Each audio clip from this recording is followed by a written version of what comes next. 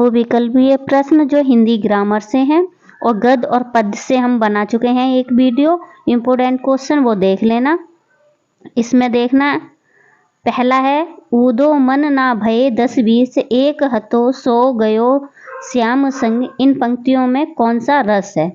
तो इनमें जो रस है वो पूछा गया है, कोई सा भी उदाहरण दे के पूछ लिया जाएगा कि रस कौन सा है। तो इसमें है रति, रति माने प्रेम, ठीक है।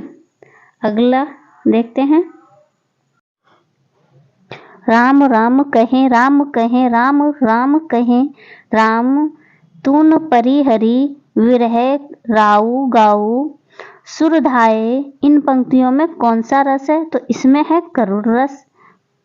आगे देखते हैं, नाना नाना वहना नाना वास भी हसे शिव समाज निज देखा को मुखहीन विपुल मुख काहू बिन पद कर कोई कोई बाहु और बाहु। उपयुक्त में कौन सा रस है? तो ये तीनों दोहे थे, इनमें पूछा गया है कौन सा रस है। ऐसे ही अलंकार और ऐसे ही छंद पूछे जाएंगे। तो इसमें हमारा कौन सा रस हो गया? हास्य रस हो गया।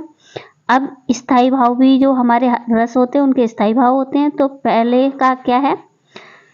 हास्य रस का जो स्थाई भाव है वो है हास्य। तो ऐसे भी किसी का भी स्थाई भाव पूछ लिया जाएगा। जो हमारे 11 रस होते हैं, ठीक है। आगे देखते हैं, श्रृंगार रस का स्थाई भाव क्या है? तो यहाँ पर रति है। रूपसी तेरा घन केस पास में अलंकार है, इसमें रूपक अलंकार है। वह सरल बिरल काली रेखा तम के तागे सी जो हिल डुल में कौन सा अलंकार है? तो इसमें उपमा अलंकार है। सोहत ओढ़े पीत पट श्याम सलोने गात मानो नीलमणि शैल पर आपत प्रियो प्रभात। इन पंक्तियों में पूछा गया कौन सा अलंकार है? तो इसमें उत्प्रेक्षा अलंकार है। आगे देखते हैं, रोला छंद में कुल कितने चरण होते हैं? तो चरण तो सबको पता होंगे, 4 चरण होते हैं। मतलब जो हमारे दोहे की जो लाइनें होती हैं 4, उन्हीं को हम चरण बोलते हैं। आगे हैं, जिनके आगे ठहर सके जंगी न जहाजी ये वही प्रसिद्ध छत्रपति भूप शिवाजी। इन पंक्तियों में कौन सा छंद है? यहाँ पर छंद ही पूछा गया है, ठीक है, छंद है। तो इसमें है रोला छंद, ठीक है। आगे, लिख कर लोहित लेख डूब गया दिन मणि यहाँ व्योम सिंधु सखी देखी तरक बिंदु बिंदु दे रहा। इन पंक्तियों में इन पंक्तियों में पहले और तीसरे चरण में पूछी गई है, मतलब मात्राएं कौन सी हैं। तो जो हमारी पंक्ति होती हैं 4 होती हैं, 1 मिनट, उनमें मात्राएं पूछी गई। तो इसमें 11 और 11 मात्राएं हैं, ठीक है, 11 मात्राएं।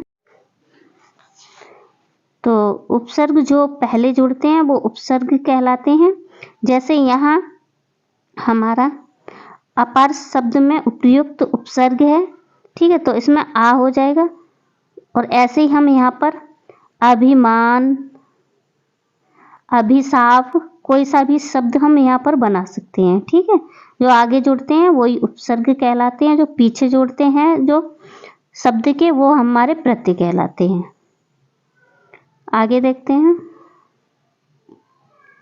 सुदर्शन शब्द में उपसर्ग। इसमें देखो पहला शब्द ही है, 2 दे रखे हैं इसमें, ठीक है। आगे, गंगा यमुना का समास विग्रह है, तो जहां पर योजक चिन्ह होगा वहां और या आएगा यहाँ पर, ठीक है। तो गंगा और यमुना, ठीक है।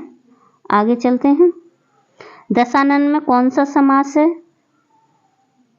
इसमें है विग्रह पूछा है, तो 10 हैं जिसके मुख, तो मुख किसके 10 हैं? रावण के, ठीक है। आगे, राज्य शब्द का तद्भव रूप है। राज्य शब्द का जो तद्भव रूप है वो रानी है। और तद्भव और तत्सम, तद्भव जो होते हैं वो हिंदी के होते हैं और तत्सम जो होते हैं वो संस्कृत के होते हैं, ठीक है। आगे चलते हैं। काज शब्द का तत्सम रूप क्या है?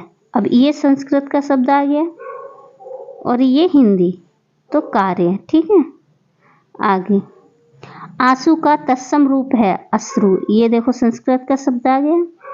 आगे चलते हैं। मया शब्द में कौन सी विभक्ति और कौन सा वचन है? तो मया शब्द में तृतीया विभक्ति और एक वचन है। आगे चलते हैं। ते शब्द में कौन सी विभक्ति और कौन सा वचन है? तो इसमें षष्ठी विभक्ति एक वचन। ठीक है।